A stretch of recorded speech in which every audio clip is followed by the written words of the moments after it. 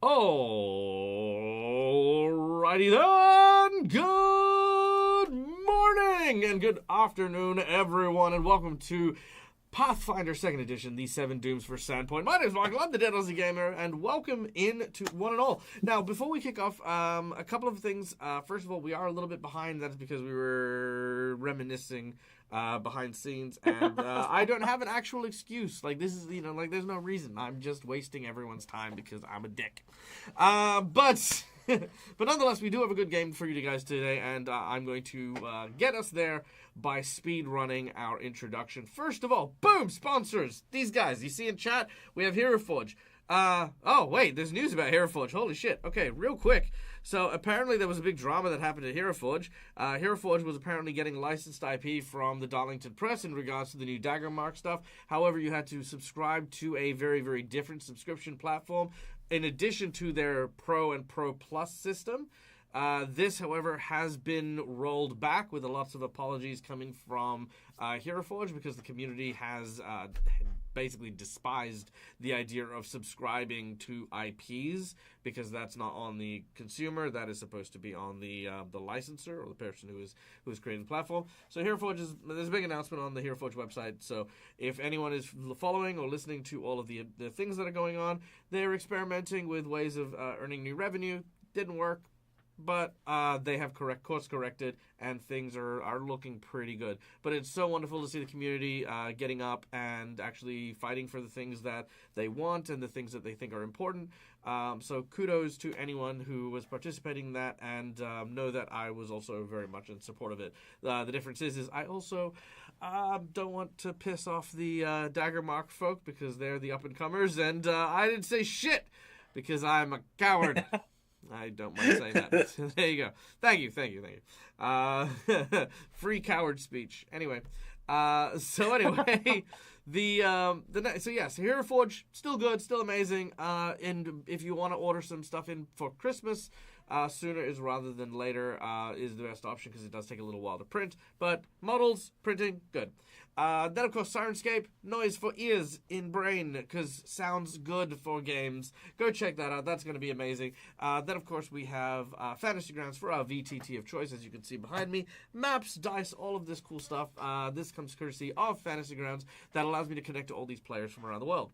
Speaking of the players, we have Skulliai, who plays the role of Sindariel, the elven cleric of Sarenrae, who grew up in the town of Sandpoint after sustaining a childhood injury at the hands of a evil villain and a goblin raid. Managed to turn pain into a life of prayer and dignity as a cleric who now helps this group of adventurers. We then have, of course, our dear friend of RNCA, who plays Westinson, the dwarven ex-guard of Magnamar, who is joining the town in order to try and redeem himself in some way for lackluster service while in Magnamar. Then, of course, we have OG Lava Kitten, who plays Maro, the Pharasman champion. Champion?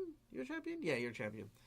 No, you're not a champion. No. You're a Pharasman priest. You're a Pharasman cleric. Priest. But you're a cleric. You're a cleric. Priest. Yeah. Cleric, rogue. Yeah, it's a thing. Who knows? Priest. Priest. Rogue. There you go. Priest. Anyway. So Maro is played by our dear friend OG Lava Kitten, a relatively new member to the community who was called here after the town's local priest was brought under scrutiny. I love that OG has a fan club now. It's amazing. Yes, the priest of the town was brought under scrutiny, and Maro came to not necessarily throw their hat in the ring, but to kind of make sure that these rumors of this priest conducting necromancy and other acts of perversion of the cycle of life and death, as per her god's edicts, is dealt with appropriately. Then we have Neil from Immersion Diversion playing the role of Peyton, another one of the townsfolk. Grew up in town and, much like everyone else, suffered during the late unpleasantness at the hands of Nawalia, the Goblin Raiders, and a whole bunch of other people, but grew up and became a member of this town who fights for its happiness and pleasure. And yes, this is our friend Neil. Hi. Hi, how are you? I'm good. How are you? I'm good. I'm well. I'm just realizing I have just a little too much of your because I was noticing my survival check appearing just above where his head was. So there you go. And then last but certainly not least, playing the role of the town's ranger Navander, husband to Shalelu Andrasani, the elven ranger, is none other than our dear friend Matt from All Things Fantasy. Yay! Hello. How are you? I am good. I'm excited to be back at the table. It's been such a long week. Such a long week. All right. Well, in which case, let's get straight into this because, we want to shorten that long week with a good game. Boom! We have sponsors. We talked about that, but we also have audience members who get to play with us and have a good time. First of all, channel points. Just watch the show. That's it. I don't ask for people to pay money in order to play around and have fun with us. All you need to do is watch the channel, and if you want to subscribe, you can, because channel points can go towards things like inspiration, insight bonuses, wandering monsters, wandering bosses, divine intervention, divine healing, and so many more cool things. All ways that you can help players. But if you want to be one of the special lucky few that help Dag with his survival check for the month, because Dag needs solid food, then there are a number of monetary donations that you can use in order to influence the game while we play. For $5, you can give someone a hero point, which are those red marks you can see, or you can give your GM a jinx point. Hero points can be used to stave off death, petition the DM for stuff that isn't in the rules, or roll with advantage. Jinx points can be used to counteract hero points, make bad guys roll with advantage, or complicate things ever so slightly. For $10, I will draw from a deck of plot twists. These plot twists will have story prompts that I will then use to influence the game. This may change the whole beat of the game, create NPCs, fuck up the entire story, who knows? Whatever it is, whatever's on the plot twist, I will do my best in order to improv that into the session.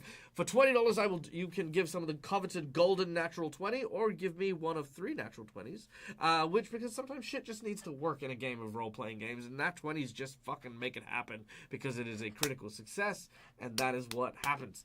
Then, of course, we have our $50 donation. We have 2 rewards here. First of all is a boss buff, as the name implies, makes a boss incredibly challenging. Not just physically, but also the terrain might change, the parameters of victory might change. We might throw in, oh no, a balloon filled with puppies has just caught on fire, and those puppies are carrying grenades. Whatever, these sorts of things will, these sorts of things happen, and they will happen with the boss buff. The second $50 reward is a Harrow draw, which is where we draw from the infamous deck of Harrow cards, which is a fortune-telling deck. I will read out the fortune. Our heroes will have 3 sessions in order to try and fulfill the fortune, and if they do so, they will receive a boon, a magic item, or a secret fighting art from the creature within the Harrow. In addition, they will also get a 1d4 bonus on all checks made with whatever suit the Harrow represents. So this is the dance card that has the key suit, so that would be dexterity checks for our heroes. Would they get a 1d4? So that's how that works. Then, of course, we have our secret menu item. What is the secret menu item, you ask? Very, very good question. I am going to give someone a very special ring. This ring is a bag of holding. However, it's slightly different because it will be an infinite bag of holding that will connect to 3 places. The first will be a second ring. So the ring can basically reach through, and another hand will appear out of a portal nearby whoever is wearing the paired ring, right? So say, for example, Peyton is on one side of town and Navander's on the other. Peyton can reach into this pocket space above his hand, and above Navander's hand, a hand will appear, and that will be Peyton's hand. They can then trade and swap things however they would like, because that little tiny connection. The second will be a small pocket dimension inside of the first world, which will contain basically the effective space of a bag of holding. There is enough to fill a warehouse, so I'm not going to imagine our heroes are going to have too much to be able to spend. But unlike a bag of holding, which needs to obviously open and put stuff in, this is kind of like a wristband fire beam. So they point the ring at whatever they would like to, and an object will be teleported to that warehouse. Of course, there needs to be space for it to return. So if you do decide to return it, and there is not enough space, it simply does not summon. Yes. I will point out I did say object. Yes. At how fast will this object shoot out of the ring? It will be it'll appear where you place it. Think of it like build mode for like a video game. You kind of like, where would you like to place it? You can rotate it. You can It's like playing Sims. Now I will say this: you can put it on unstable ground, which means you can place it in the water or in the air if you would like. Neil, I wouldn't. Sorry, I just thought of something. I know you did because I literally just told you the idea. No, it's something from before you said I Fine. thought of something, but that's fine. Anyway, as I was saying, meaning yes, you could take something very, very heavy, put it in the air above someone, and then have it fall on them as well. Yes, this is a thing. So there you go. That is what this ring is. It's a $100 secret menu item. Yeah, there you go. So yeah, like I said, 2 rings connected. Boom, done. Is that it? Are we good? Have we got everything? Yeah. Yes. All right, let's get started. When last we left our heroes, portals had appeared throughout Sandpoint. Cascading from the skies above, cracks, fissures drew several heroes from their places within Sandpoint and thrust them into the multiverse, including, of course, Misha, who evidently went to 2 places instead of 1 by accident.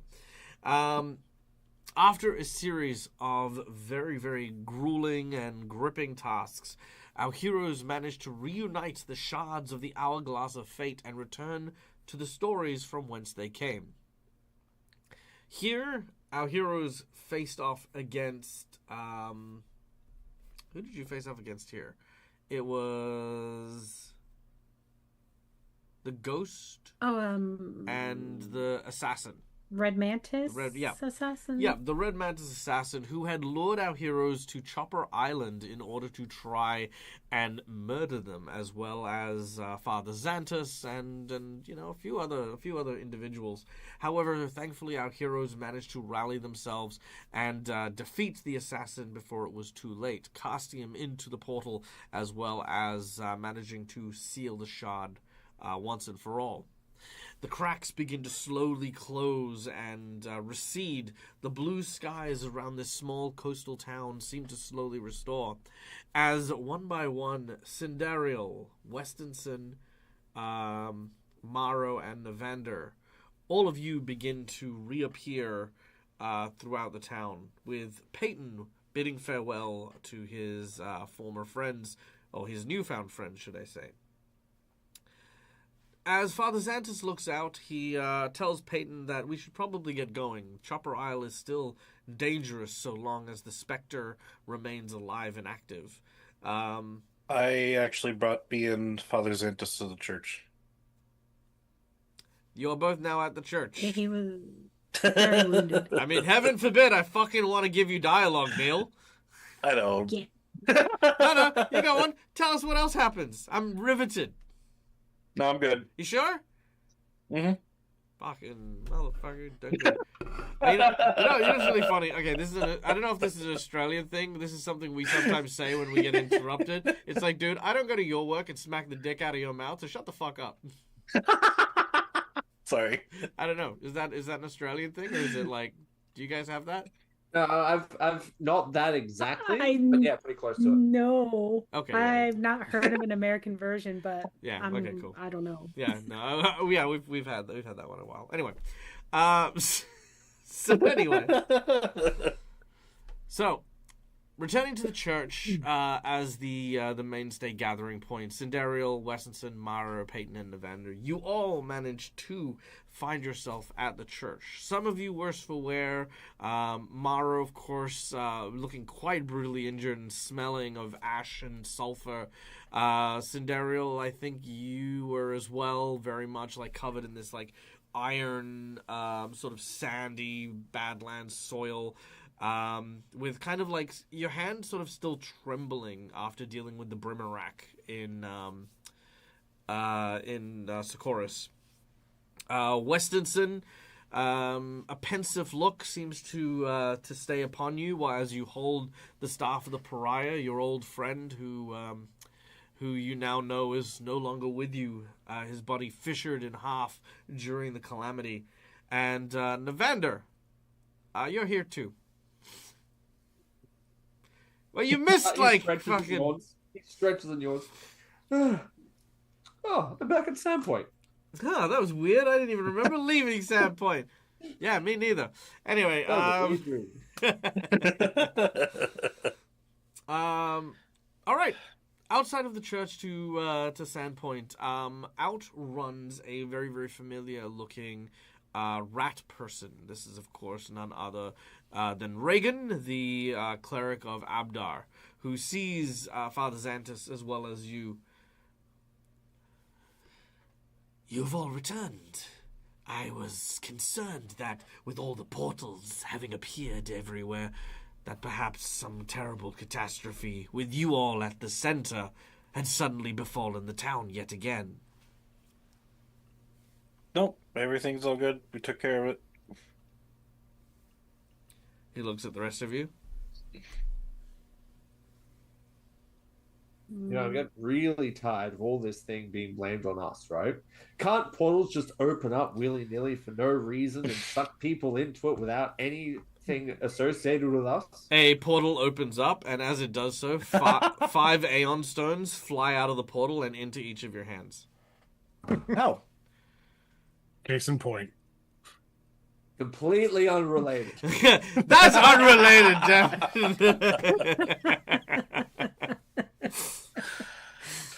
Where did those portals come from? No. Father Xantus turns and says, "It has been a long and tiring journey. I'm glad that we were able to at least put to some use the skills of our comrades to be able to resolve this matter, whatever it was. I think for now, however, they have earned a well-deserved rest, and sanctuary is one of the key things that this cathedral stands for. And you wouldn't stand in the way of that, now would you, Brother Reagan?" Reagan looks at Father Xantus, gazing into his old man eyes.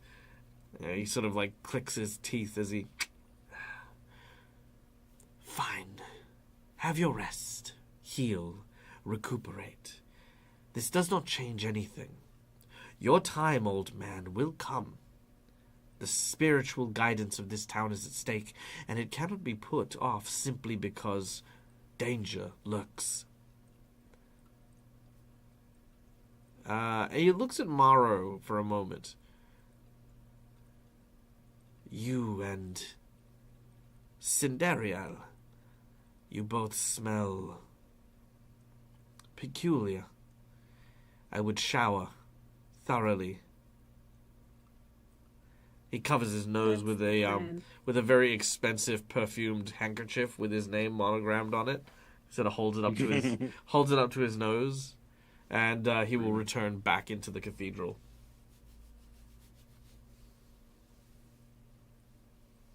He pulls his overcoat tight across his chest. At this point, I'm going to give you guys the space to be able to talk to one another. This is your rest inside of the cathedral. You can shower, you can eat, you can heal, all that sort of stuff. But you can obviously share your experiences before we continue. Before we do that, were you going to give us the vision? Oh, right, the visions. That's right. My apologies. Now, before you guys went into the portal, each of you had a moment to hold on to the various shards that existed. As you did so... One moment. Come here, you stupid book. By the way, book. Da-da-da. Okay. Yeah. All right. So, as you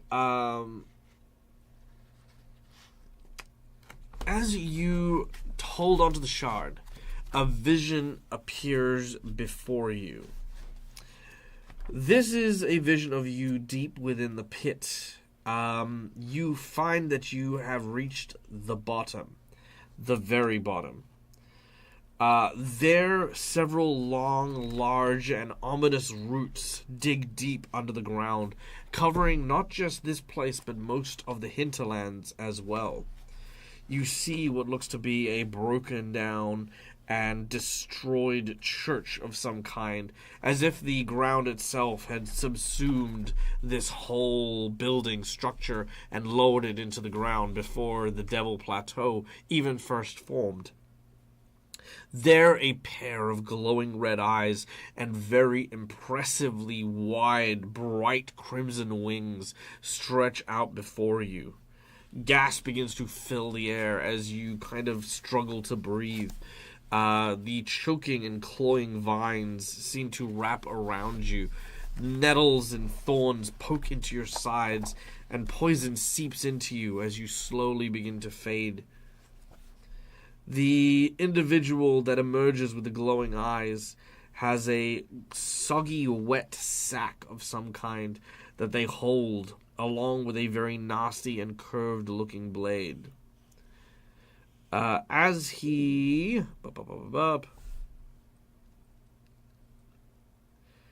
looks towards you, he begins to carve a symbol into his own chest.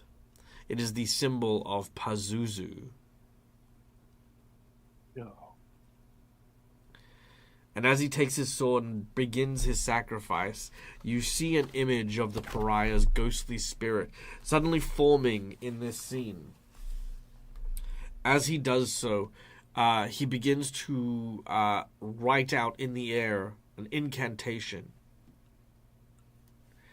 As he shows you these strange arcane letterings, those letterings that he sees sort of embedded on your persons seem to protect you from the essences of Pazuzu and the influence of him.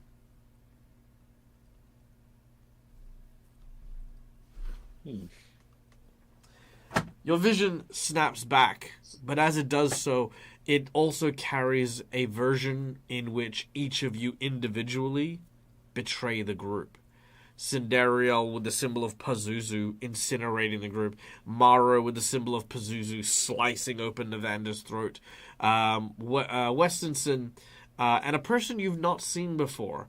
A person getting shot by Westonson in the head. This strange person basically using a myriad of magics to pull you apart limb from limb. Peyton smacking Maro with the business end of his Leomando. And then, of course, Navander just riddling Cinderiel with arrows. All of these visions kind of come to you, and all of you have the symbol of Pazuzu to represent this corruption as your vision fades and you return back. Now, you had these visions while you were in the other space before you came back here. Okay. Now that we're all together, Peyton turns to the group and he just says, I'm so glad to see you guys.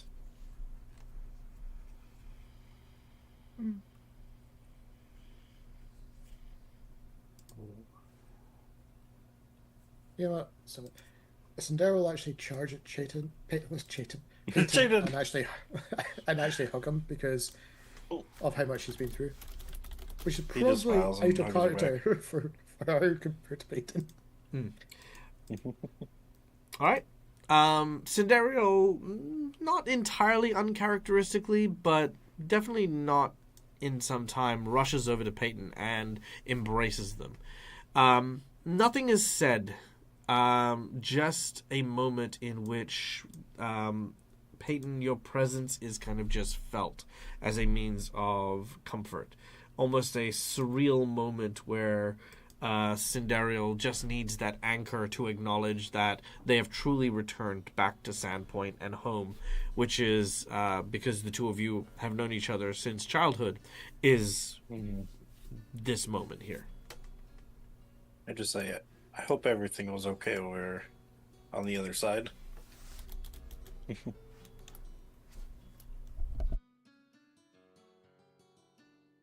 Well, let's just say I wouldn't think the pit is hell anymore. Can I take a moment to say how meaningful and how touching that silence was, and then Peyton just immediately going, "So how was it?" I don't know. This person who's clearly just traumatized, curious. comes up to you and quietly grabs you, trying to anchor themselves while shaking. So how was it? Were you good? Yeah. I had ice cream. Buddy. Fucking. Did you have a good time? As she's probably trembling in your arms at that point. Oh shit. I was gonna say I don't ever make fun of people for their role play and stuff like that. That's a lie. I absolutely do. This is one of those choice moments of like, tell me you don't know how to deal with trauma responses without telling me you don't know how to deal with trauma responses. Peyton, would you like maybe to make a wisdom check to see what might be a good idea to do to your friend who's got PTSD? No, I think I was just gonna respond and seeing her trembling and be like, hey, everything's okay now. You're back. Mm-hmm. I still ask my question. Fine. Make a wisdom check. 12. Cool. It's a very, very powerful secret, okay? Something that only the rare few actually know. Okay, you ready? Sure. You say nothing, and you hold them. Your wisdom tech tells you that right now they don't want to talk. They don't want to hear anything. They don't want to have to explain how they're feeling. They don't want to dive into it. And they definitely don't want a therapy session. They just want that anchor there. So Okay. So Peyton thinks the best option is... Them. Yeah, best option for Peyton, probably just return the hug. Mm-hmm. Yeah. Be the comfort blanket. Correct. And that goes for people out there as well. If your friend is going through stuff, don't start interrogating them or prying to them about the thing. Just be there. That's all sometimes you need to do. PSA from Dag. All right. During that period of time, what about the rest of you? First instead we'll just go over and pull up a chair quietly next to Navander, take a long drink from a flask, and then hand it over to Navander. Navander takes the flask, also takes a long drink of it. It's not mint water this time. Navander passes it back. You two? It was a bad one. Want to talk about it? I want to forget about it first, then take another drink. Hagfish? Hagfish. Alright. Go Hagfish. Mara, what about you? Mara looks very... A drink doesn't sound bad. Yeah, she'll just come over and intercept it. And just take a very long swig and then hand it back. And just looks very kind of shell-shocked a little.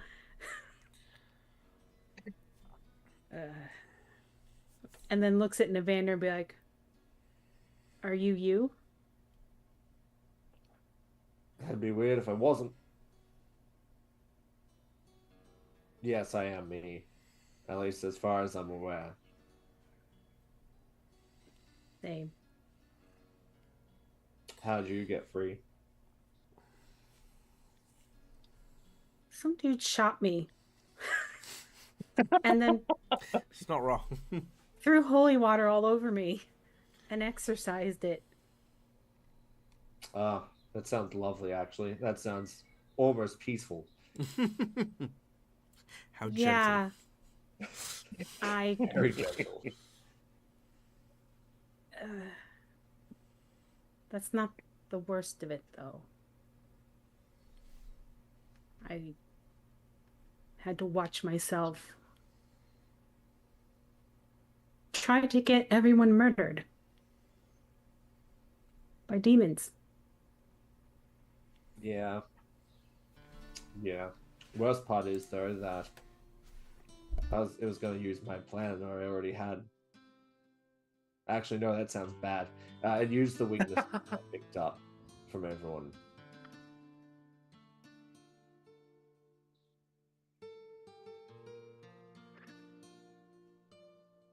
Hagfish? Mara, you don't know what that means. She just nods though. She's like, I don't know what that means. I don't care. Yeah, fair Just enough. Sure. All right. Now, in that moment, the church doors open as Misha walks through and says, "Father Xantus, have you seen?" And then he sees Peyton with his arms around Cinderial. Misha and Peyton's gaze kind of meets. But before anything's said, Misha says, "Oh, I'm sorry. I just..." And then she turns around and she runs out of the church. Thank God she's still alive. What do you mean? She went with me. She was in the thing with me. Can I hear this Really? across the room? Yeah. And then Peyton just says, "I'm sorry, what?" At this point, she- Cinderial, you're just like kind of like, "Sorry, I'm No, looking." I haven't let it go. Oh, so you're gonna hold her and just have a conversation? Yeah, she wants to be held. So, I don't know. I mean, if Sidariel wants away, I'll let her go. She hasn't said anything yet, though. So. It's fine. It's your priorities, Peyton. It's just your priorities. It's fine. Yeah, you want to run after Misha? Run after Misha. Yeah, abandon Cinderial right now. Let her go and go chase Not. after Mesha. I'm not. Well, then just ignore Oh, Mesha and God. have your conversation with Navander. No, I'm just confused. That's what I'm talking about. I know. I said, wait, what to Navander, not going after Namisha. I know. Don't worry about Cinderial at all. Continue your conversation with Navander. All right. But I didn't just push her away, though. Anyway, yeah, he just says, wait, Misha's been here the whole time. No, she's been with me the whole time. Peyton, are you? Yeah, I'm fine. I was trapped in a cellar for a day, but where you guys left me, I was there for a whole day, but they managed to come get me with the group that came when you guys left. They came for me with no one. But no one got stabbed by a Red Mantis assassin, I guess. They fell off the bridge. And I had to go tell Misha what happened. Sorry to interrupt, but whilst Peyton is talking, can Navander go up to Marigo? Can you just make sure he's okay? Like, can you check his temperature? Can you do like a health check on him? I think he's losing his. Meanwhile, Mara is just like covered in dust and just beat down. Like, And Cinderial, are you just like being held, like listening to Peyton do this big recap? Well, I was, because obviously, envisioning the height difference between the two of them, Yeah. with her head effectively out his chest, she's probably thinking. Probably the head is starting to shake, thinking, "Why?" Yep. Peyton is an She might be idiot. thinking, I think at some point or another, this is a good point to turn around and go have a shower. okay. Yeah, How but about whatever this from Sindariel's hagfish point of view, is? she's not just going to get her. She needs to get that salt. Salt? She's prepping. She needs to put the ring of salt around Marvel's bed. To stop Oh, him right. saying- Yeah, sure. Yeah. I mean, that won't be until Morrow sleeps, of course, but you know. I know, but it was very firmly drilled into Sindariel's head to do it, and she's Yeah, still in salt. that. Straight. Yeah, cool. All right. So yeah, Cinderella will go get some salt from Morrow. Very well. Cool. For those of you who are a little lost in the know, both Morrow and Navander are sharing a moment because they were both possessed by by demons, which were exorcised during their adventures away, and are being dealt with for the most part. Peyton is recapping as Cinderial pulls out of the embrace and goes off somewhere. Doesn't say anything. Doesn't interrupt Peyton in the middle of their big speech. Meanwhile, Westonson, you were promised a time at the Hagfish, so he's already begun his way down in that direction. So Nevander's listening to Peyton with about the assassin, about Noan and stuff like that. So no one is dead? No, he came back. We came back to Sandpoint because we got couldn't better. find him. But yeah, he got. It got better. Has it turned into a newt? Yes. No. No. No, but he came back, so so he's fine. But yeah, Misha's been here the whole time. You know what? I don't have enough cutlery in my drawer to even process this. I'm going to the Hagfish. Mara, follow me. Yeah. She's like, yeah, okay. Peyton's She's not like, I don't know gonna what say the what heck happened this in is, Evander's but house. I'm following. Okay, very well. Westonson, Morrow, and Evander, you go and get your rest at the Hagfish, enjoying a few libations and the sparkling company. Only a Yes. few? Yeah, actually, because remember, the town itself just had a big bout of poisoned water. Oh, yeah. A lot of Ah, yeah. there isn't very much because the brewery had to, of course, be shut down, and they're using some of the old supply, but a lot of the cheaper stuff that the Hagfish used to water down isn't readily available. You have enough to tide you over, but yeah, it's not much. All right, the rest and recuperation go reasonably well, which then brings us to the inevitable decisions you need to make. Navander, you find Misha, who is waiting for you by your Townhouse? Yep, that's the one. Yep. And there is someone else waiting for you as well. There is a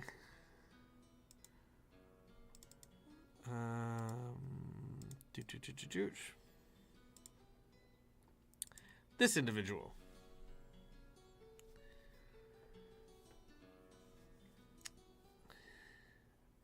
Well, if it ain't Navander. I was hoping to run into you here at the front of your house. I heard that y'all went on a quite spectacular adventure, by my reckoning. I wouldn't use the term spectacular, but an adventure, surely. It's Oh. good to see you. And you as well. I was hoping perhaps I might be able to bend your ear on a simple matter or two. I hear that y'all be part of the Sable Company Marines. I was, yes. Well, I'm sure you're aware of all of the commotion and hubbub that the town has currently been enduring. Least to say, of course, the tears in the sky and the serial killing ghosts and, of course, the poisoning of the well. We've gone through too much stuff. Why is Sandpoint like this? Are Well- other towns that you've been around like this? Well, no, they haven't, sir. No, they haven't. And you know what? That's exactly what I want to talk to you about. You see, I do believe that what we have here in Sandpoint is a failure to manage the town of Sandpoint and the resources that are there to deal with the clear and present dangers. And I, for one, am not really comfortable allowing nepotism to dictate a town's mayoral candidate. Mayor Devrin, of course, fine upstanding citizen though she may be, inherited that role from her father. As far as I'm concerned, Daddy may have had a much easier time of dealing with the town than the mayor. Shocked to find out myself that she was actually mayor around the time of the late unpleasantness what took the lives of many people when the chopper first came out and attacked the poor townsfolk of Sandpoint, followed by raids and giant attacks. I think there was a dragon at one point. Absolutely so. And, you know, what people celebrate as the victory of heroes, I see as a failing of office and state. So I have a proposal here for you, Nevanda. I intend to make it known very soon that I intend to run against Mayor Deverett as the mayor of Sandpoint. I intend, of course, as well, to change a few things around this town and make sure that it is a place that is going to be suitable for people wanting to live peaceful lives. And I'll tell you what, having Sable Company Marines in support of my candidacy would go a very long way. I know that you may not necessarily find yourself wanting to be folded into the ranks of the Marines anytime soon, but I do know that you have the ear of that friend of yours, Ollivander. You put in a good word for Ollivander, and, well, let's just say I can see to dealing with a lot of those folk who put aspergences towards your loyalty towards the town. That, and maybe even making sure that Father Xantus gets a nice, comfortable position here in the town, despite all the commotion that's happening at the cathedral. A word from the mayor, and I'm fairly sure that we can find a way to overlook a few things here and there. Sandpoint could use some new blood. Mayor Kendra has been, mayor for 21 years? No, longer than that, son. Long Longer time. than that. And A you know long time. what? Far longer than I think anyone else who has dealt with nearly as much as that the mayor has. I think I think time has come for her to have a good long rest. Send me your proposals, and I'll have a chat with Oliver.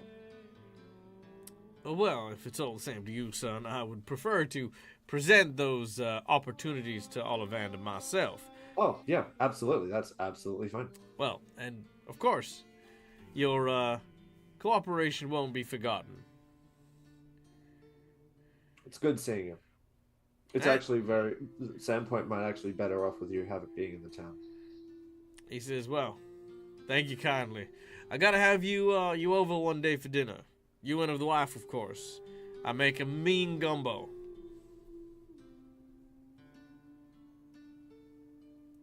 Keeping in mind, he doesn't actually know about. Yeah, that's why it's that moment of Yeah. that would be nice one day. Thank you, Jebediah. He kind of nods at you. Actually, I think his name is Nathaniel. Oh, Nathaniel. Sorry, Nathaniel. That's okay. hopefully by this time next month, everyone's gonna know my name. Listen, Nathaniel, like 5 or 6 things are on the back burner, all right? Fine, don't worry about it. Don't you sweat none. In fact, why don't you just call me by my nickname? I feel like we've gotten closer at this point. Most of my friends from back in Riddleport call me Cookie. Cookie. I'll keep that in mind. Thanks, Cookie. And he'll leave. Also, by the way, Misha, you're okay. Also, by the way, if anyone hadn't noticed, this is actually the model, the human model for Cookie from the Rain and Winter game. Rain and Winter, yeah. Yeah, this is Cookie pre-death.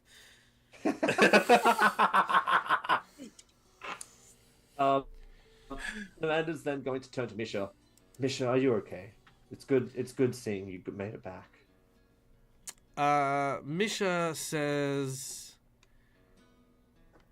was Misha here? Did I say Misha was here? Yeah. Yeah, okay. Yeah. She says, no,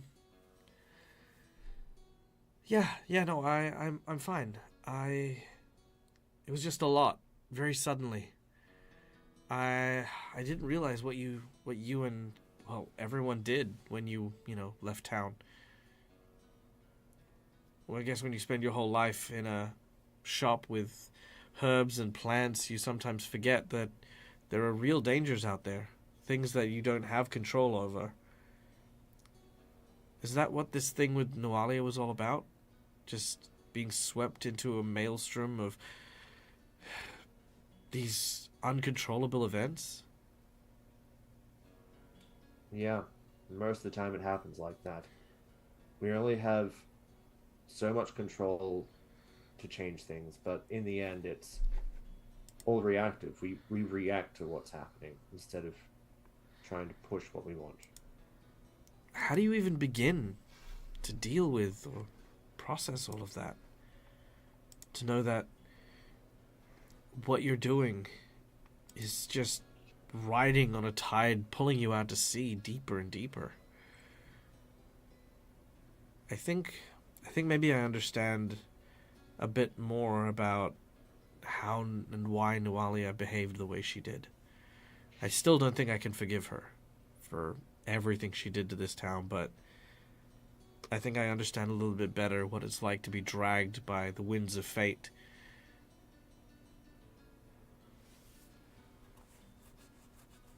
Yeah, I agree. Nualia she suffered a lot. And once again, she reacted to what was happening around her. She didn't see another choice, another path.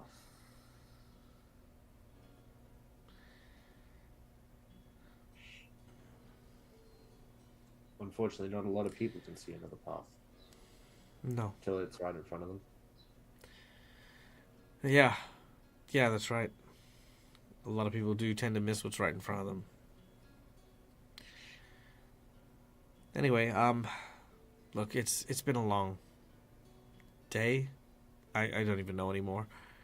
I know that Alva has been doing a lot to try and help with the curative, to help with the poisoning. I think I'm gonna head over there and see if I can help in any way. Don't stay up too late, Michelle. Yeah, I won't. But water won't purify itself. Nevada will nod. She will head off. All right. Anyone else wanting to do anything before a night's well-deserved rest? Other than trying to get this stink of brimstone. Yep. Scrubbing the sandalwood soap bar all over you to get rid of the smell of like the abyss that is just permeated. It won't come off. As this does so, Cinderial, the as you're having a shower, the steam that hits the floor creates these plumes of that steam, which immediately you sort of like have like as a flash of like smoke and brimstone. You sort of smell the ash on you, and you every now and then you like have a moment. You kind of drop the soap and like lean back against the wall, start hyperventilating. I was waiting for you to say the flash boiled acid pool that she unleashed. Also, that like some pretty fucked up stuff happened, but yeah, eventually you robe yourself and clean up and whatnot. As you head back out, you are met by Maro, who is also staying at the church, as well as Father Xantus.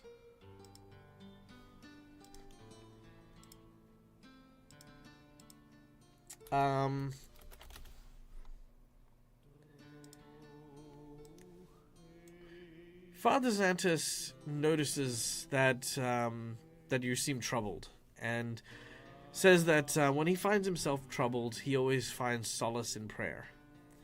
The temple is always a place where he actually tells you, do you know why the 7 standing stones stand at the center of the courtyard, between all of the other sides of the building of the cathedral?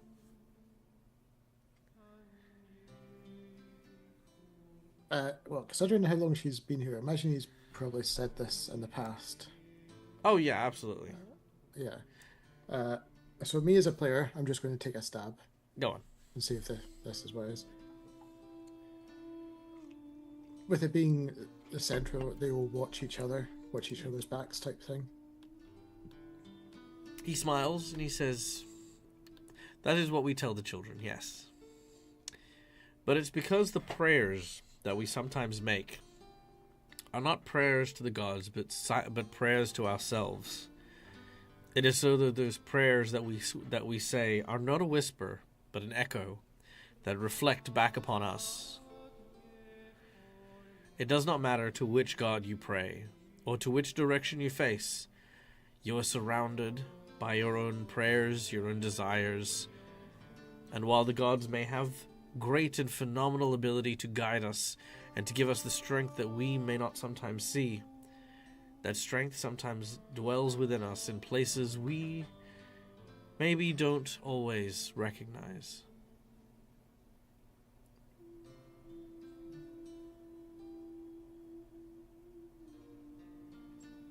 Old man wisdom, smoke bomb, runs away. That bastard's done it again. Damn it! Damn you, fantasy father figure! Yep. You can totally see him dropping that while she's still stunned processing, and he just walks off. Yeah, he'll just pat you on the shoulder, and we'll just, sort of walk off and have the good night. Assuming Maro is there after with that, is she? Yeah. Still here.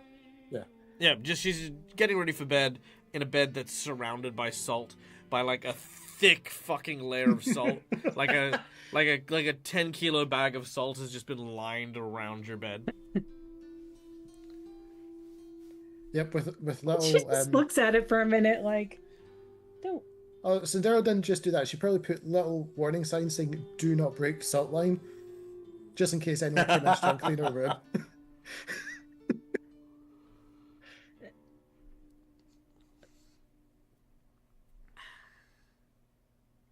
This is for the demon, I assume. Weren't you there for the... Or were you unconscious? I was unconscious for Yeah. the last part, sure. yeah. Yeah, not to be rude, but he was scary. And he told me to do this, and I don't want him trying to hunt me if I break what he told me to do. I mean, he did shoot you in the leg, pinned you down, and basically threatened to kill me if I tried to save you. I'm sorry about that. And I'm sorry that you were put in danger because of me.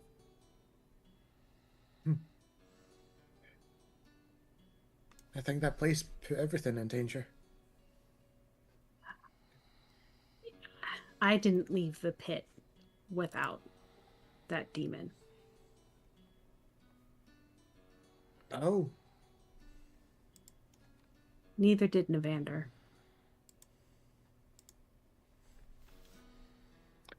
At this point, Cinderella's face just basically falls, because I'll say, for her point of view, you, given where we were, you were possessed. Hence, of course, when we got there.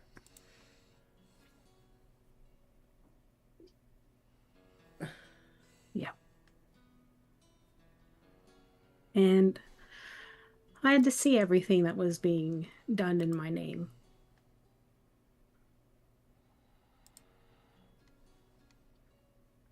So I have some apologies to make. And I want to make mine to you first, as I put you in the most danger.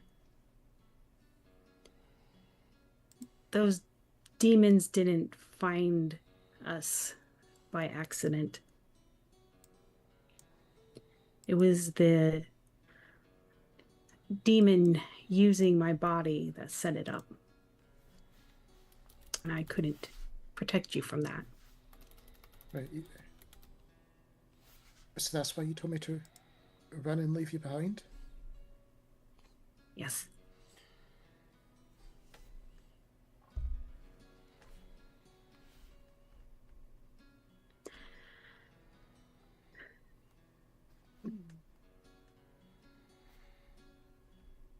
I am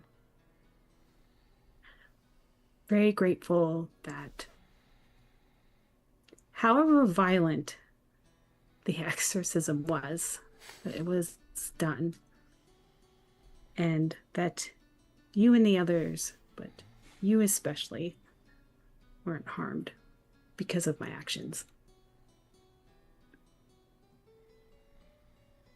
Okay.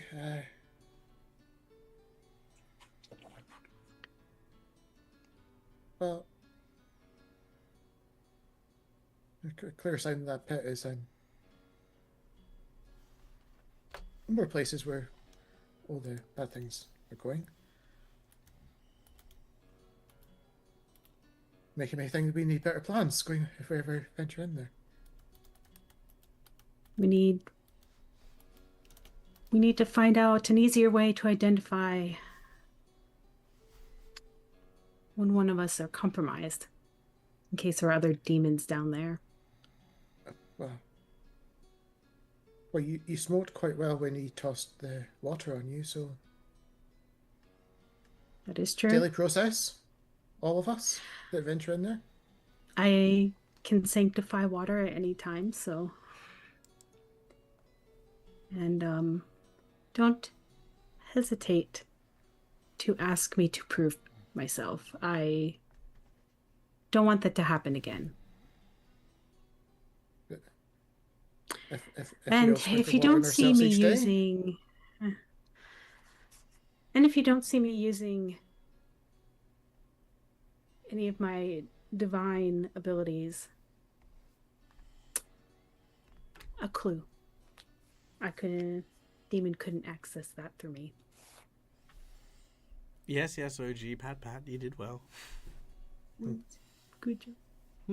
I did notice you didn't use any of your powers and abilities.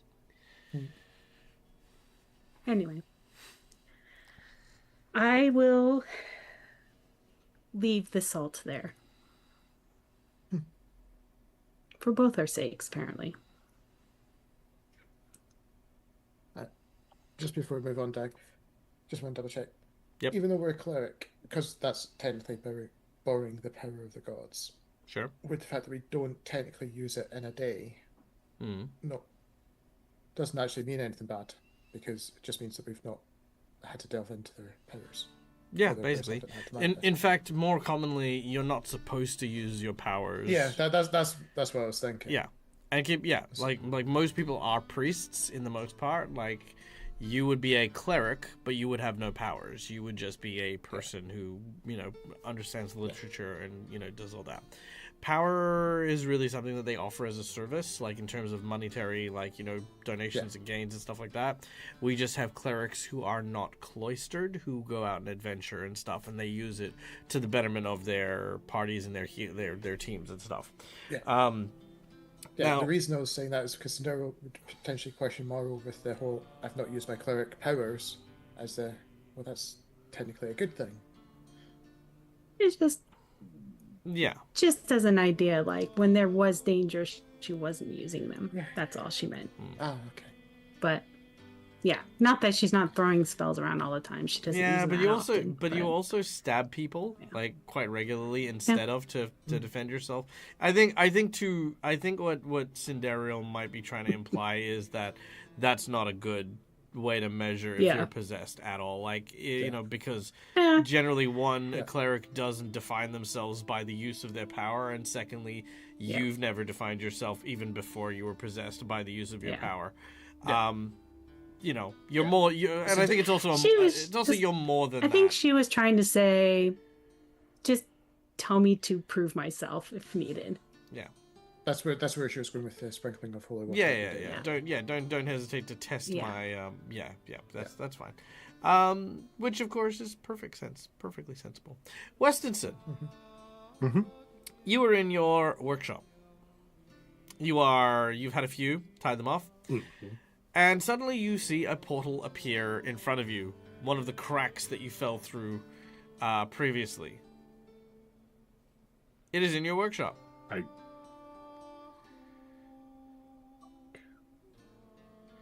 I go up to it. You feel very groggy. Make a reflex save as you try to walk in a straight line. I'll actually activate an ability. Oh, okay. It's a magical item I got, arcane tattoos. Hmm. So when they activate, you hear a bosun bell in the background. My eyes turn into sea glass, and tattoos come over my body as I sober. Ooh, very cool. And I walk up to the portal. All right. As all of the money you spent getting wasted is suddenly washed away from you in a moment. Yeah. Yep.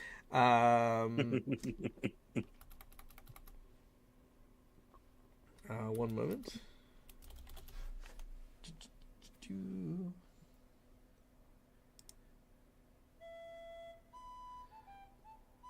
All right.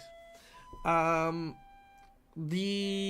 hand forces its way out of this crack. All of a sudden, there is the sound of a crash, a tumbling, a few cursed swearings, and a figure rolls out onto the ground. They are surrounded by several books that they seem to have been in possession of, as well as loose papers that now litter your floor. This individual looks thusly. Hiya. I kneel down to him and go, "You okay there, bud?" The figure looks up at you. There's a moment of maybe, I don't know, recognition, you think? He has a look of alarm. He looks around very, very carefully, very, very deliberately, poignantly. Quickly rises to his feet, collecting some of the things that he has around him, before introducing himself. And at this point in time, I would like to take a moment to announce to the audience and to the group that we will be switching out Westonson from our adventure moving forward. Avarian and I have spoken, and now we will be swapping Westonson for this new character taking place now. If it's all right with you, John, I will take over Westonson for the purposes of this. Fine. I mean, you can talk to yourself, but I feel like that'll be far less interesting. I do that, but I do that a lot. Very already. interesting. I'm good. I'm good. Having a two-way conversation. Yeah, fair. All right. So let me just do this real quick because all of this should take me but a few seconds. Yes, Neil. Okay, there we go. Hell yeah. All right, there we go. All right, so Westonson. Actually, let me. Oh yeah, because now I have an NPC thing for him. Maybe I do. Maybe I don't. Huh. I just have evil Westonson, so I guess I'll just use that. I'll use that for the time being. He's angry. Yeah. I mean, just imagine he doesn't have like the evil red eye. It's basically Westonson. All right. He says, "You right there, champ?" Yeah. I'm terribly sorry for the mess. Oh my word! It's a pleasure to meet you. And you as well. Now, Yes. what are you doing in my workshop? I don't suffer thieves lightly. I believe the actual action was tripping, but no, I was in the process of leaving. As So as Artemis sort of stands to go to leave, you watch as Westonson sort of interposes, moving into the door when he goes, "I'm afraid you're gonna have to give me a lot more than just I tripped into your lab." Well, Who are you? Oh, right. Yes. How rude of me. I am Artemis. I'm a traveling wizard, librarian, collector of information, and I was sent here to, yes, find information. Uh-huh. He looks up and down at Artemis and says, "Well, you look and smell like a librarian. But Thank you. I am one. That's very appreciated. But what exactly are you looking for? Maybe I can help you find it." Oh, that's very kind of you. I work at the library I work for has a section on lost books and information that doesn't exist but does. Anyway, not important. I'm here to collect information on events that recently happened here. Here. Like a Pathfinder. Yes. Very, very close. Yes. Like that. Yeah. That's right. So you're a Pathfinder? If it would cut this conversation relatively short, yes. Uh-huh. Are we all not finding our own path? Okay. Well, Artemis, my name's Westinson. Oh, I'm aware. I'm aware, sir. I'm aware. Oh, well, if my name precedes me, then I don't need to tell you that there's certain rules about, coming into my space uninvited. And he then steps away from the door. I add down multiple pockets in the robe and pull out a flask. I just had share a drink, right? You walk into your shop, you share a drink. No, I meant to imply that I hadn't invited you, so get out. Oh. Yes. Right, I was doing that. I was leaving. Right. As Artemis goes to leave, he snatches the bottle out of his hand. You can leave that. Yes, it's mint water, and I walk out. It's mint water. He rolls his eyes. He takes a moment as he leans out of the window, and he not the window, the like kind of like a little shelf sort of slot, and looks as he kind of heads into town. He says, "What do you make of that?" Hello? Hello? Where did he go? As Artemis is heading out into the wild blue yonder. All right. The next morning. Now, what is your plan? I have no idea what you guys are doing. You guys have the current quests available to you. There's the exploration of the pit. There is the building of the mayor of Sandpoint with Nathaniel. There is the trying to secure Father Xanthus' position as a priest. There is the dealing with the serial killing ghost known as the Chopper. And there is looking into the poisoning that happened around the town, which was cured by the blue spider lilies that you had acquired. Now, when you say it like that, Yeah. You guys got a lot. Everyone just gets drunk. Random question. Perhaps the poisoning so it doesn't happen again? Peyton wants to help clear the poisoning because he himself was poisoned, and that effect is still a little bit lingering in him. So.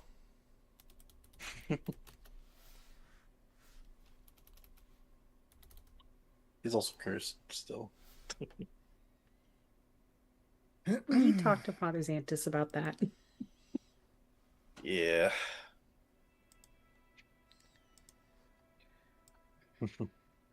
well, yeah, Nevada will go check up on how the antidotes are going, and then probably have a chat with Oliver in the afternoon. Well, actually, we're probably in the mid-afternoon for Nevada. I'll still check up on the antidotes, and then head up to Oliver after that. All right. Peyton, what about you? Peyton will talk to Father Xantus about the extra heat he's been taking on from the witch curse. See if he can help him get rid of that. Sure. Mara? Morrow, after lots of praying, is probably going to ask Father Xantus about the amulet she took off the necromancer to see if he just happens to recognize it and who it may belong to originally. Okay. Sidariel?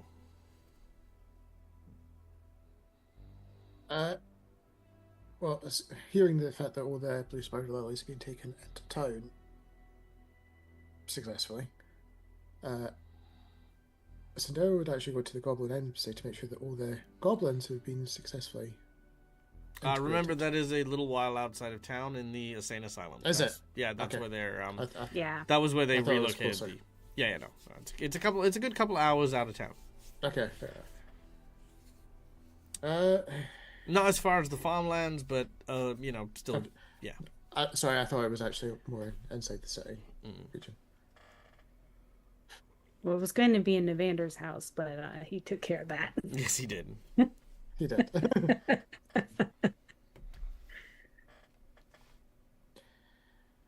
Well, considering all the efforts Sandero and all that went to, I should probably go and check the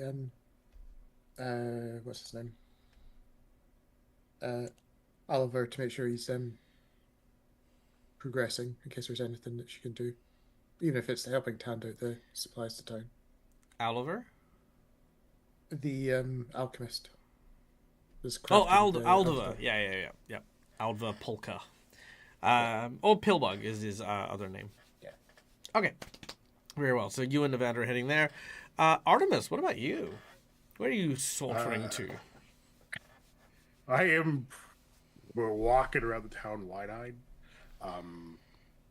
stumbling over things. You get bumped into by the red-haired blacksmith. He goes, "Oi, watch where you're going, you fuck!" And he moves. Yeah, sorry. Yes, nice door. I keep walking. I just move around, looking at things. Just like tapping on the. I sort of almost as if making sure it's real. Sort of like walking around, tapping on things, occasionally dropping a book, picking it back up again, kind of stumbling about town, heading generally towards the cathedral. All right. On the way to the cathedral is where you will bump into Cinderial and Navander. Immediately upon seeing them, I drop all of the books. Navander and Cinderial, you both see this man like a bookish kind of individual, maybe somebody who's looking for the library or the bookstore, just dropping all of their books into the mud. Cinderial, you're coming from the church. Navander, you're coming from your house. Oh, you're okay. Here, let me help you pick all these up. Oh no, that's perfectly fine, thank you. Hello, it's you, right? Hi. Yeah, no, they're fine. They can't really get wet. It's great. So, yes, hi. I start picking up the books, and notably, they're not wet. Yeah, I'd imagine at this point, Sidero's just stunned because she was addressed as, "Oh, it's you." My apologies. Right, you. Yes, I'm Artemis, and yeah, hello. We haven't met. Right. I put my hand out. The old lighthouse is up that way. Oh, yeah. I lean over and kind of looking at the side of your head. Interesting. I'm Artemis Vander. I'm a traveling librarian. I was sent to collect information here, like certain discrepancies.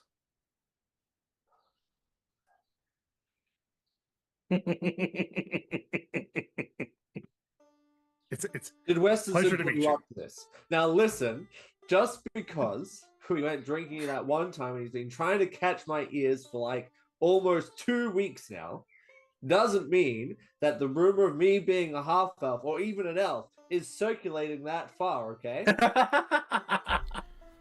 I apologize, Sir Navander, sir. Yes, no, we have. There are reports, written reports of you, of you that you're elf, and I literally put up air quotes. At this point in time, you feel something tugging on your shoulder, Artemis. Mm-hmm. Oh dear God! It's an elderly cockroach. You do know who this is. It transferred. He's gone. It's elderly. Yeah, This is the older version. Where have we gotten to now, Artemis? Oh, we finally got to Sandpoint. Sandpoint. That's Cinderial, and that's Navander. I knew a Cinderial and a Navander once. Yes, of course you did. Yes. They lived in Sandpoint, you know. Navander, the half elf, was quite well known. Well, I'm beginning to suspect those stories aren't true. Cinderial and Navander, you see that Artemis is talking to his shoulder. Yeah. Oh, we got another one. Does he know about his wife yet? Not yet. He hasn't found out, I don't think. Just a second. No, he was still drunk. He has not heard about it. Oh. No, that's okay. Well, that'll be a great surprise when he learns it. I mean, the kind of mess he gets into because he doesn't learn it is just, it's cringeworthy, well, it is. It's unfortunate that a friend of his hasn't said anything, but that's fine. Yeah, if I could go back in time and tell him again before everything goes horribly wrong, I would have. Oh, the whimsy of second chances. If only. Again, he is just talking to himself at this point. Yeah. Anyway, they're looking at me strange, as they do.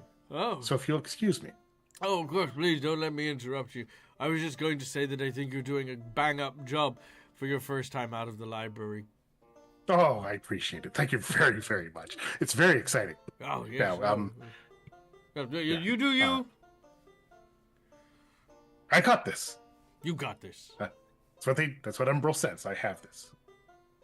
Hi. I put up my hand again.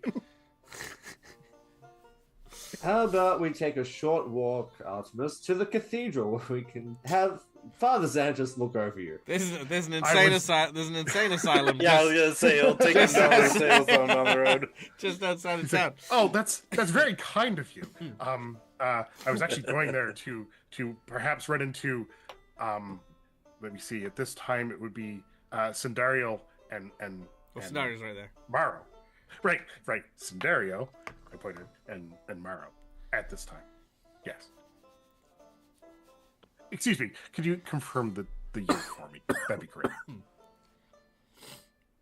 Oh, I see what's happened. You've come from one of the portals.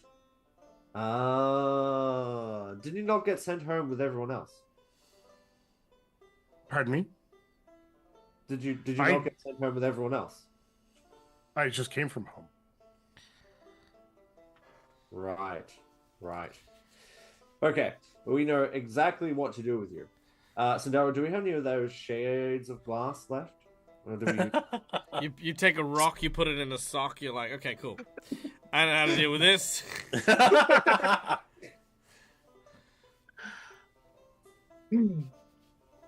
To answer the question, no, there are no more shards of the Hourglass of Fate anywhere. So this entire time you're talking about Sands of Fate. you talking about taking him and getting a bullywhack at the cathedral. Artemis is picking up books and stacking them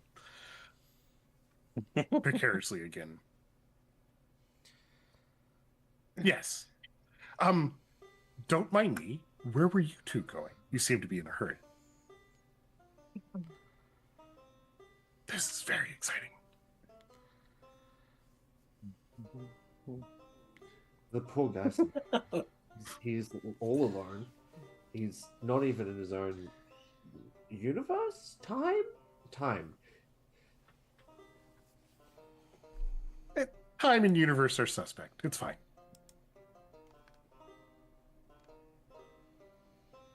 And why are you whispering?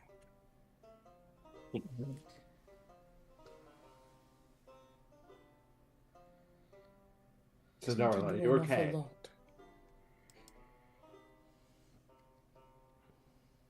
Now, above the table, Hmm. so we don't actually take notice of it. And Just a little bit of it only Cinderella's hit me when you afterwards. said it.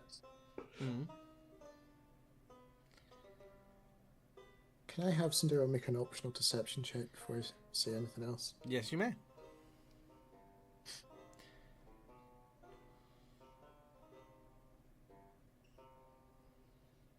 She's gonna go so badly. Oh, Yes, it is.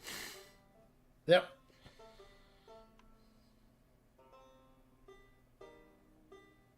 Cinderella's face effectively froze, and this is the bit I was trying to see if she could mask it. When Artemis mentioned the wife. Mm-hmm. I actually didn't say wife. The cockroach did. I specifically said he did not know. Looked at him and Oh, he's sorry. drunk. He still doesn't know. Yeah, but that'd still be enough for Cinderella to trigger that bit. Because obviously that Yeah. was before the portal stuff. Yep. And obviously a lot of things were on her mind when we came back. Yeah. 100%. Mm-hmm.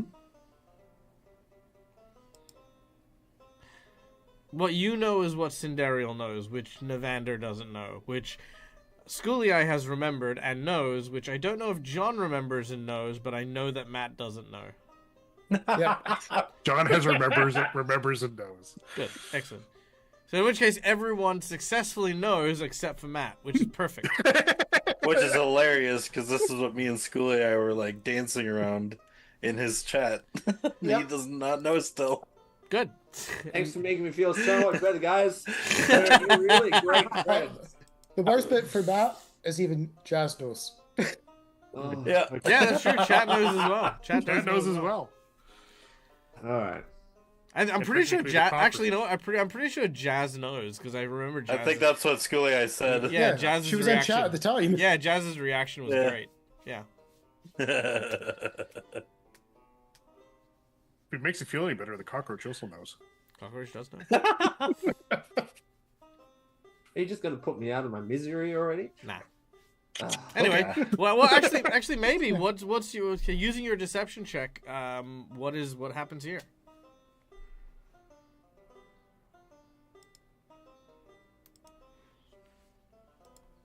The question is whether Navander pushes.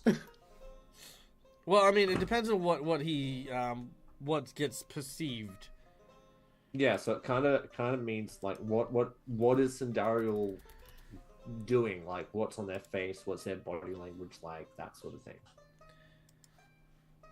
Like after he starts talking, maybe Cinderella just keeps shooting Navander these nervous looks. Is that what you kind of, with the deception check? Is that what you're kind of looking at? Yeah, it's effectively almost the panic silence side eye. Yeah. Okay. Cool. So maybe we should get him to like Father's aunt. Sandariel, are you okay? Probably with a very squeaky voice. Yes. Nothing to worry about, I'm sure. Sandariel, what's up? Is it catching? Can I check your temperature? Not the Peyton virus.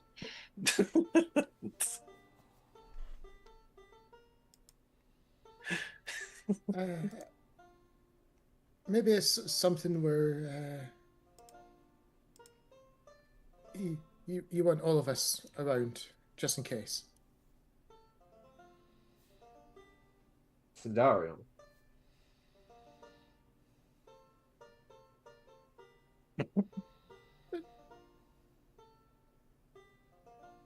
Just some troubling news we got before I fell through that portal, and what needs to say when where we were it was not at the top of my mind, but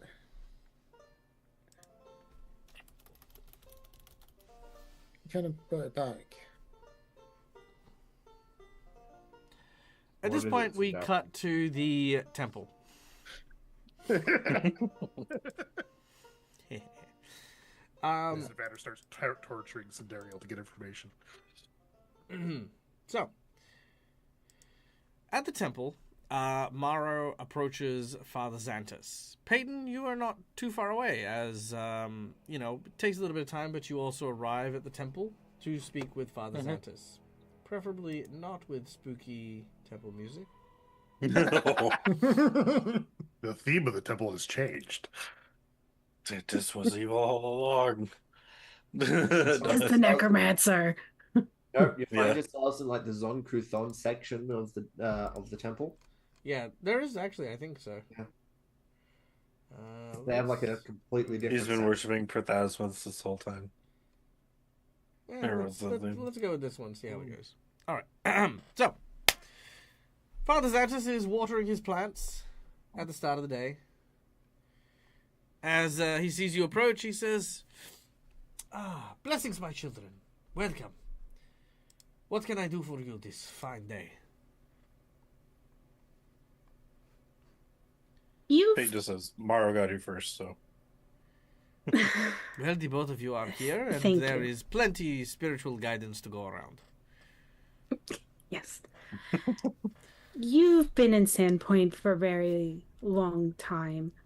When we dealt with a necromancer at the asylum, he was wearing this and shows him the very elaborately decorative, very wealthy looking symbol of Pharasma that she picked up from him.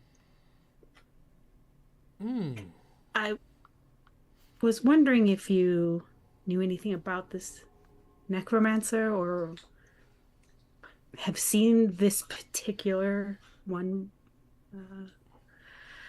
medallion before. He takes a look and he says, I don't think I've seen this specific one. Not, by any standard. It looks to be a very simple Pharasman relic. Holy symbol. It does look well worn. You can always tell when a holy symbol is well used and well loved when someone holds onto it, and you can sort of see the tarnish sort of being shined where the hands would always be placed. This was a well used holy symbol, but a simple one nonetheless. I'm just troubled that this necromancer was in possession of it. A necromancer? Well, that is quite odd. This is, after all, a symbol of Pharasma. Yeah, we fought Exactly. it at the asylum before it turned into the Goblin Assembly. The asylum? Yes. Well, that is not, unusual, but also not unusual. You see, many years ago, a series of murders, not committed by the Chopper, but by what were known at the time as skin saw men, took place. It turns out a ghoulish character had injured and begun the transformation process of turning some of their victims into members of the undead. The asylum was a place where one of these individuals, a man by the name of Growl, was receiving treatment. It turns out that the doctor that lived there was more interested in observing the spread of the disease as opposed to curing it. If you found this there, perhaps these experiments with the ghouls and the like took on a different meaning. Perhaps in what they failed to find in undeath, they sought in the role that they had when they had first decided to take up helping the ill. Perhaps this necromancer was trying to restore the person who was afflicted by undeath.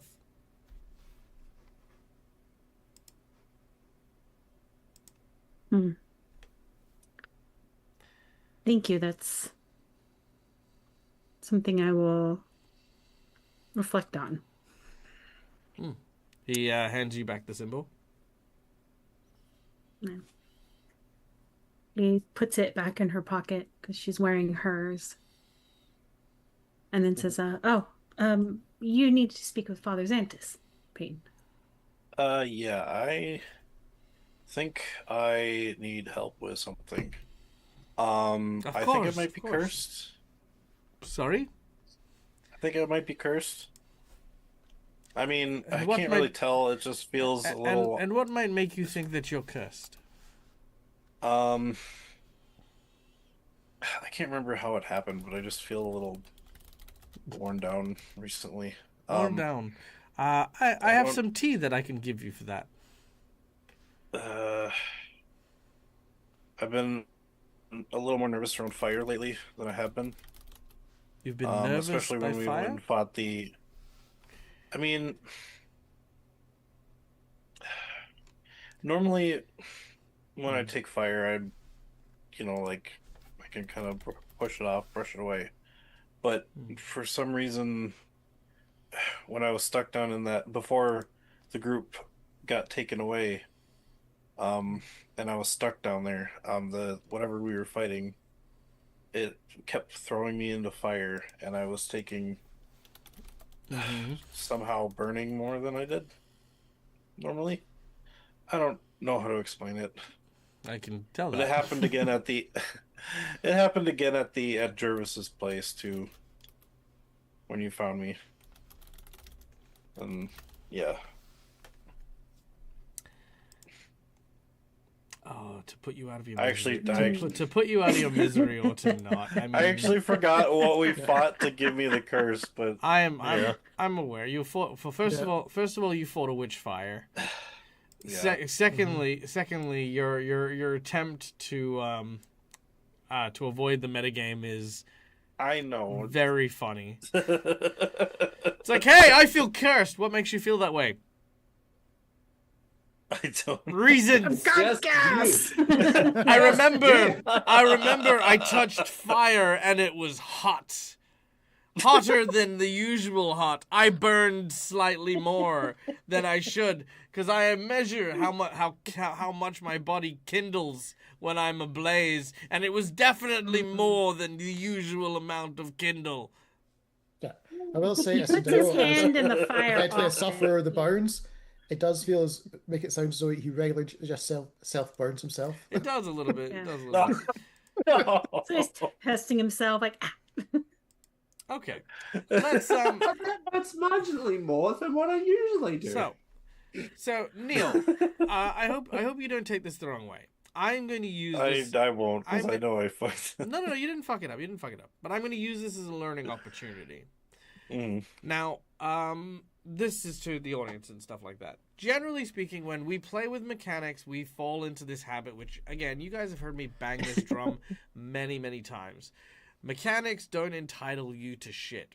If you are diseased, if you're poisoned, if you're cursed, there is nothing that leans into that as a knowledge unless it physically manifests and stuff like that, because you are present in the world and the things that happen. What does burning slightly more than burning actually mean? It doesn't actually mean anything. The way you want to learn how to interpret stuff like that is by displaying it while you have these things. For example, if Peyton, when he got burnt and injured, actually reacted to it, such as, oh my god, wow, that hurt a lot, I'm now afraid of fire. And we now see a behavior change, much like what we see with Cinderial after the trauma response from the Brimerax from that particular game. There's a whole bunch of different ways to communicate it. Now, if you communicate these things, it's easy for a moment like this to turn around and be like, oh yeah, you've noticed that you're feeling a lot of fear and stuff like that. Yeah, we can have a look at you. You've given symptoms that can be treated to and dealt with. If you have, say, ghoul fever, and you say nothing and deal with nothing, just at the beginning of every day you take 1 strength damage and you're like, cool, I'll carry on, I'll keep fighting like I normally do, then of course you're not going to get cured because there's no reaction, there's no response. But if you say every day as you wake up, it's like, yeah, I struggle to get out of bed. My knees start to ache. My shoulders start to hurt.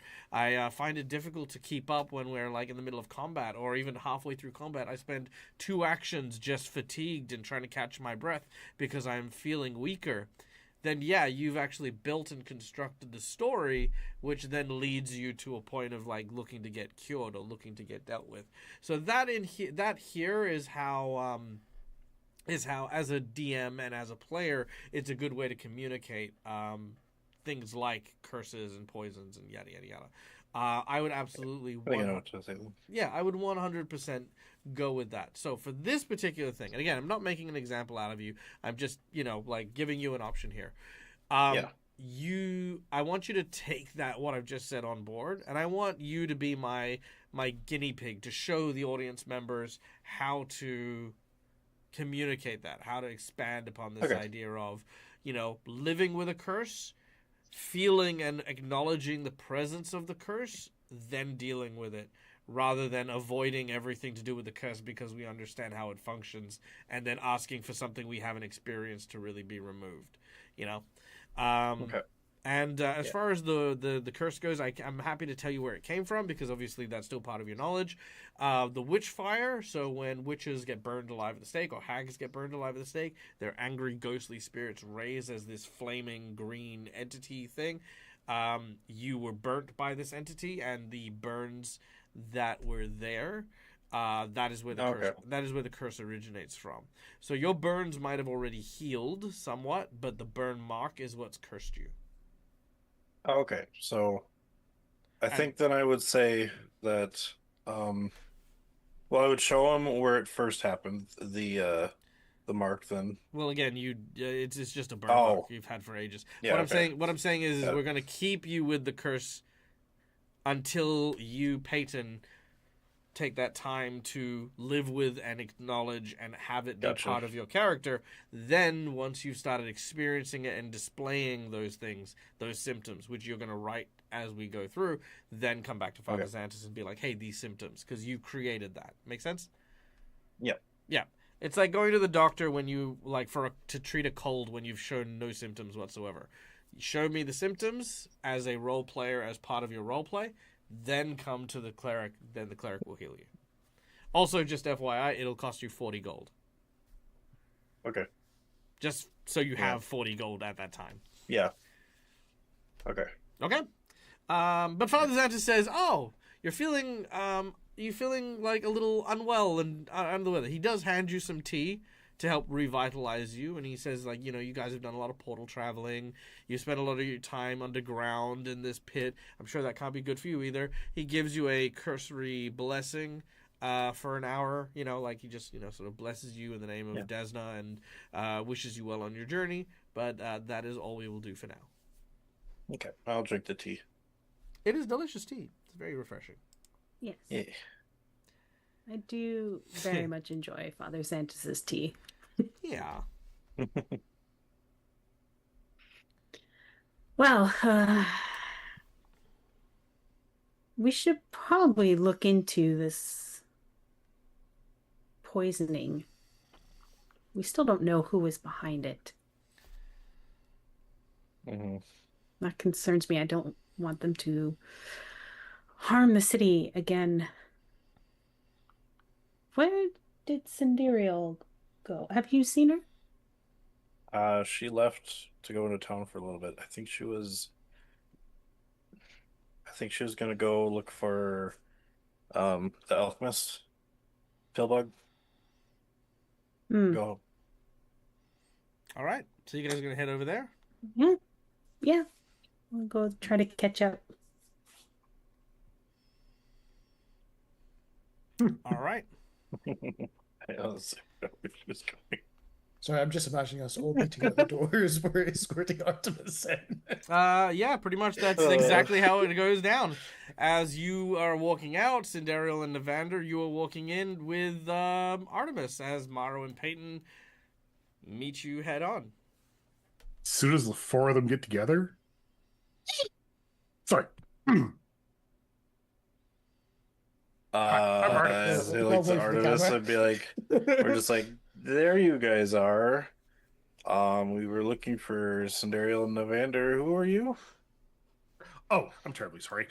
Yes. No, haven't introduced myself. Just all the books go back onto the ground, and I hand in my hand, Artemis. Peyton. And I will shake his I hand. know. It's great. Explain. No, you just, I've heard about you. It's great. It's fine. It's wonderful to meet you. A lot of people have Who's your heard new of us. friend? The whole town has heard of us. What's so special?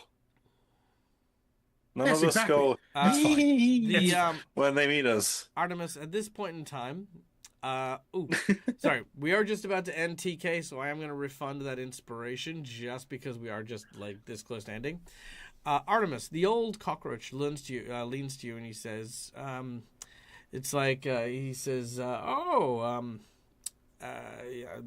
remember this moment. This was just about the time when the heroes learnt about Father Xantus murdering that guy. Was it? Yeah. Remember? They found his body in the graveyard. I'll leave that with you for a second. I'll be right back. I just have the door. Damn it. Okay, 2 seconds. Has anyone seen Westonson? I turn around and start walking in circles, talking to my left shoulder. Who's that guy? Is this man? Weston's at his shop. That's what he is. Morrow's gonna look at Evander like,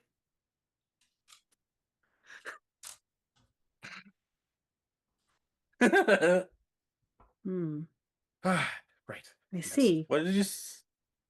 Do you Perhaps he needs to see say- Father Xantus? You're probably right. Ah, yes. I'm afraid. You say you know where Westonson is, but you also seem to know who we all are. Yes. And that's a little alarming. Why? 'Cause the whole Weston's town knows at who his we are. shop. Of course they do. Just give me a second. These are getting a bit inconvenient. I don't know why I didn't put them away before I came. Silly. I take my staff and stick it into the ground.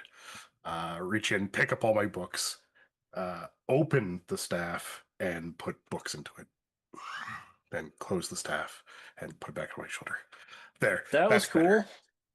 Not dropping nearly as much now.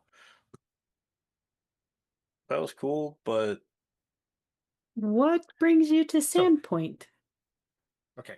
I talked to Westonson earlier about this, so I guess I could. I am a librarian. I travel and collect information about events that have occurred around in the world, and I have been tasked to come here and record some of the events for the section of the library that deals in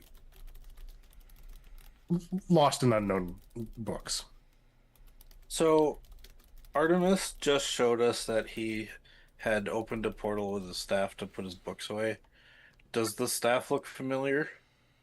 No. Oh, okay.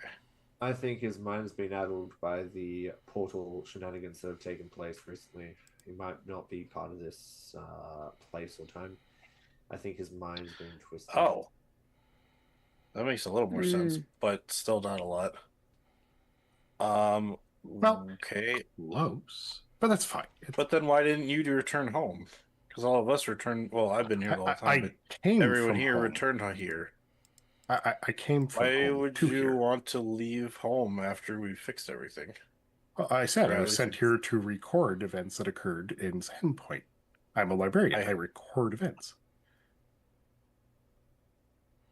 So you're here to chronicle us? Artemis Sure. would. By the way, Artemis would absolutely know what Pathfinders are, and it is literally the perfect cover for you. Okay, sorry. Just FYI, Pathfinders are literally what you're describing. Like in essence, they are people who travel around the world and record history as it happens, as well as gather any mysterious artifacts and the like, and send it to Absalom, where it is kept safely. They are witnesses to history as well as sometimes willing, sometimes unwilling participants in it. You may have heard of the group that I work for, the Pathfinders. Pathfinder You're with the Society. All right, that explains. Pathfinder Society. Now we got the Pathfinder Society looking after us. God damn it. Let's say yes. Well, the Sorry, Pathfinder Mario, I didn't Society mean to do don't that. really look after anybody. They can barely look after themselves. I've done so Paint far. generals. I've done pretty good this far. I must say, this is really exciting.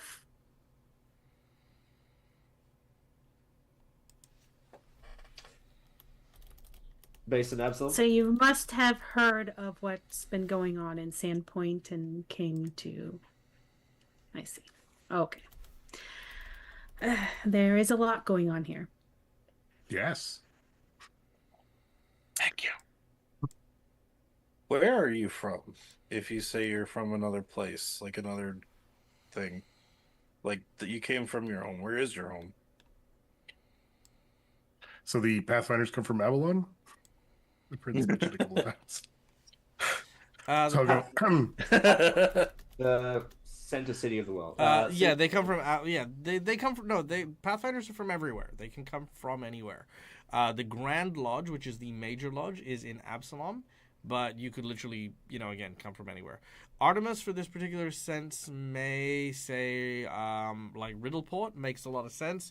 There are a lot of Thessalonian scholars who study the cipher gates there. In your knowledge, that would be a good place where no one really questions like where scholars come from and stuff like that. For now, I call home Thessalport. Vassal Park. Port. Oh, Port. It's like Riddleport. Vassal Park. Riddleport. It's called Riddleport. Riddleport. Sorry, I missed. For some reason, my brain messed that up. Riddleport. I wasn't sure if you were doing that on purpose to be corrected and be like, oh, yes, of course. Yeah. Vassalport. Like, oh. I see. Vassal I Park. see. Does Sandero Been know a enough about rough the world travel. map to... Does Sandero know enough about the world map to think that's a close enough place that the stories of the recent developments in Sandpoint could have reached there to cause a Pathfinder to potentially want to wander it this way? I mean, it's not unreasonable. Yeah, it's not unreasonable. Yeah. Okay. And you have Morrow, who came from pretty far away about necromancy, so yeah.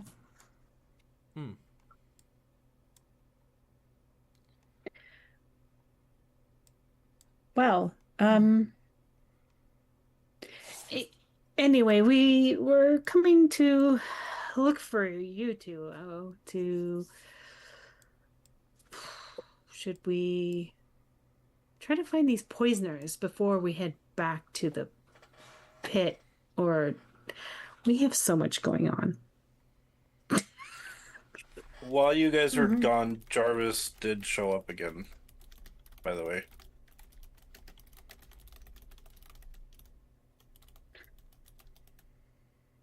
We have to deal with that ghost. Did he kill anyone this time?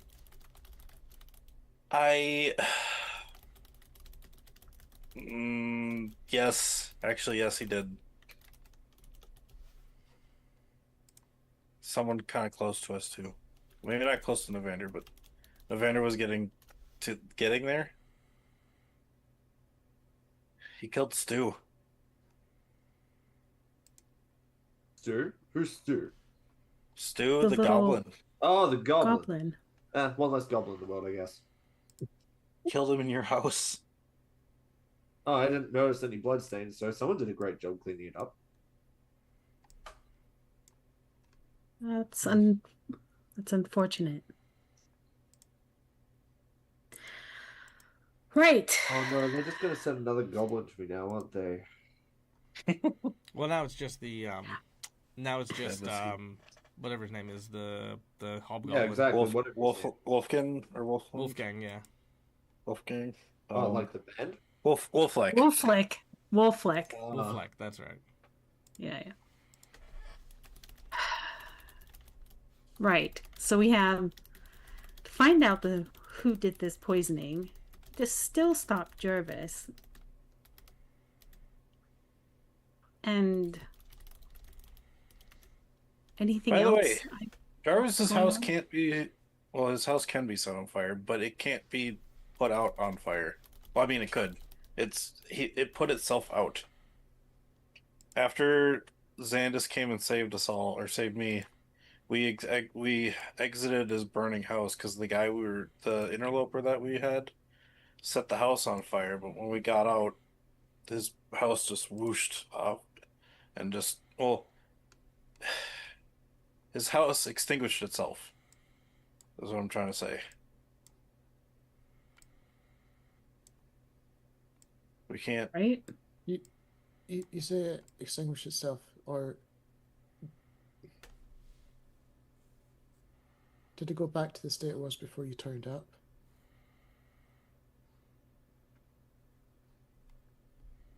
Oh, I see what you mean. Like it's maintaining. This is the question to Peyton. This Daryl posed. Yeah. Yeah, it went back to the way it went to when we showed up there the first time. Well, I mean, obvious no, because we had taken care of the what's that thing called? To help you out, Neil. The altar. You mentioned the fire going out. What I'm saying is, did it restore Yes. any of the other damage that you guys did? Because obviously I was in chat for that. Things like the shoots through the windows and going through the back. Oh. You saw the fire go out. Yeah, actually, that was a good point. Would it have fixed? I didn't actually think we had time to look to see if any of the windows refixed itself or anything. Correct. You didn't. So, yeah. Yes, Devander. I like where this conversation is going, but it's not leading us anywhere. Mm-hmm. There was something very Yes, important yes. dropped to Artemis.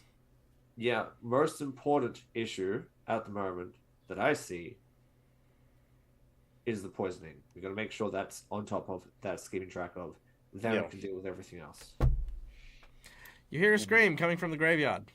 Oh crap! A scream! Bruno Vander rushes off. Yes. What? Yeah. As you head out graveyard.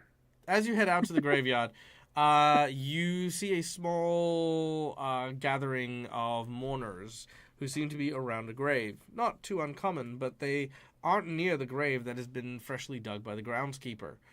Instead, they are gathered around what looks to be a body that is sprawled out in the graveyard here, laying on their side with a massive wound to their back. In the shape of a very, very poignant triangular blade, is none other than Reagan. Oh my god. What a shame! The ratfolk cleric of Abdar lies dead and slain, supposedly at the edge of a star knife. Oh, what a shame! How terrible!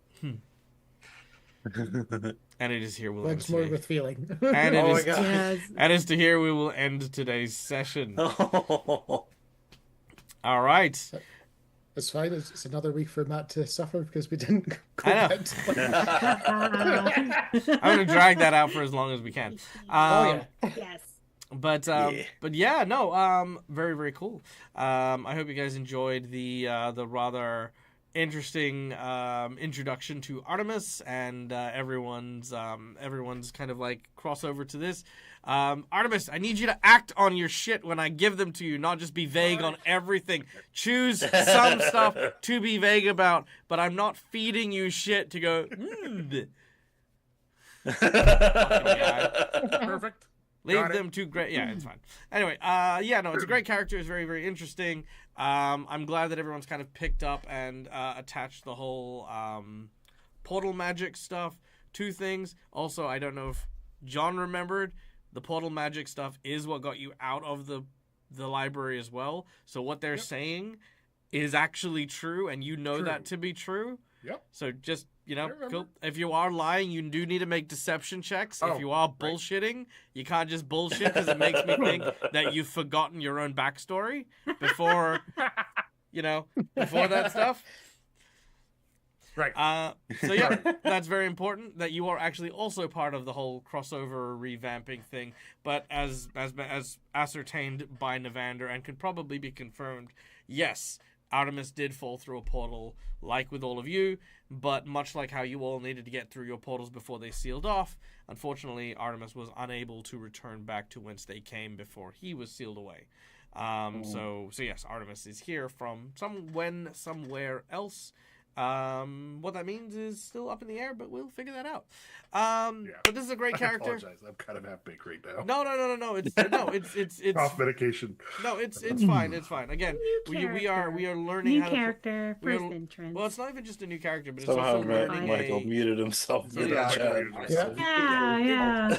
It is also about learning new dynamics So and muted. stuff like that. Unless you did it on purpose. I'm not muted. I am apparently losing connection. Okay. Testing. Can you hear me now? You're good now, Yes. yeah. Yes. Cool. Yeah. No, it just had the flash of like you are losing connection. Anyway, like I was saying, it's not just about new characters; it's also about new dynamics. The idea of someone who is temporarily displaced from the rest of the group is an entirely different thing that does take some navigating. For example, how do you navigate what you do and don't know?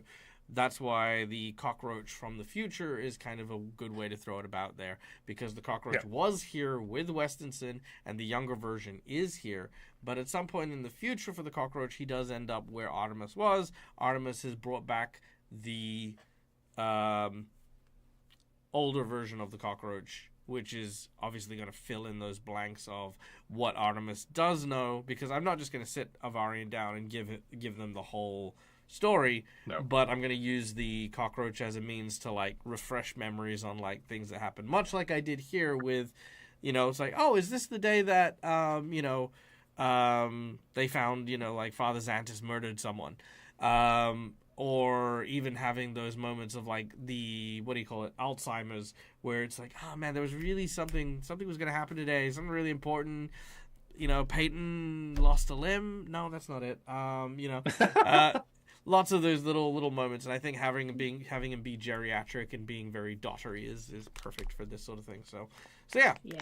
I'll try to love be it. more cognizant of the tips. No, it's fine. It's fine. I will. Again, we haven't practiced or worked on it and stuff. So we'll work on it. We'll work on it. Also, the Navander plot twist. Oh my god, so good, right? Everyone, yeah, it's really freaking. Yeah. I think Navander's really gonna love it when he gets to it. He's gonna love so much. Which bears the funny bit of like Navander wanting to deal with the poisoning instead of going back into the pit, because of course stuff and things, and yada. I reckon that'll change. I reckon that'll change very quickly, very soon. But we'll figure that out as we get there. But if you want to know more about what bullshit He's leading the charge. whatever you want to learn about, more as we come back. Join us next week when we return for more 7 Dooms for Sandpoint. In the meantime, guys, we will be back on Sunday for Pray for Death with a whole new cast of characters, so be sure to come and tune in for that. And then, of course, we have Gatewalkers as well, so 2 for 1 on that day in particular. But, guys, my name's Michael. I'm the Dead Aussie Gamer. This is my place. This is my face. You can find it here a number of times during the week. Stay safe. Stay wonderful. Be kind to each other, because why the fuck not is free. And until we meet again, as always, game hard or die trying. Good night, folks! Bye, everybody. Bye.